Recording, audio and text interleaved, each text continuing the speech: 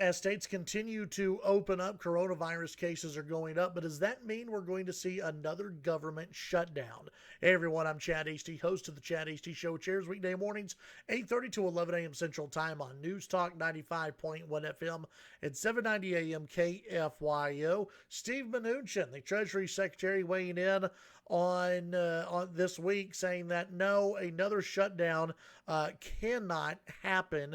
The headline from Politico: we can't shut down the economy again. Treasury Secretary Stephen Mnuchin warned on Thursday against locking down the country again, even as fears grow about a potential second wave of coronavirus cases. Now, remember, we didn't hear a damn thing about coronavirus cases all last week and into the week before during the demonstrations, the protests, the looting that broke out. No one was talking about social distancing. No one was talking about wearing a mask. In fact, there were articles actually out saying that, oh yeah, you should be out protesting, and that coronavirus can take a backseat to all of that. Well, now that the protests have subsided, that the demonstrations have gone down, and the stock market was going back up, it's all about the coronavirus once again. Folks, it's common sense that once you reopen different areas and you allow people to get outside of their homes, more people are going to get coronavirus.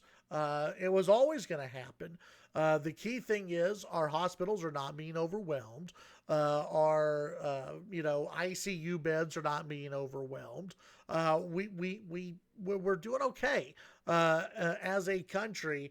Yet you have people who fear a second wave. This is not really what I think you would consider a second wave. This is just natural. This is what happens. You can't leave the economy and the United States locked up continuously. Quote, we can't shut down the economy again, Mnuchin said during an interview on CNBC. We've learned that if you shut down the economy, you're going to create more damage, and not just economic damage, but there are other areas. We've talked about this, medical problems, everything else that gets put on hold.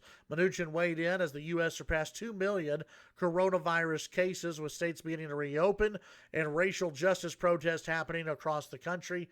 Mnuchin said there's plenty of hospital capacity, a lot of progress on testing. The pressure on hospitals to treat a rush of coronavirus patients was a key reason why much of the country was shut down and states enforced social distancing restrictions beginning in March. The article goes on a little bit longer, says the Mnuchin this week signaled strongly that the administration would support a new round of economic stimulus legislation. He said today that only $1.6 trillion from previous bills had been pumped into the economy and that another $1 trillion would flow over the next month. Quote, we're prepared to go back to Congress for more money to support the American worker. So, no, we're not going to have another government-wide shutdown. But here's what I do predict.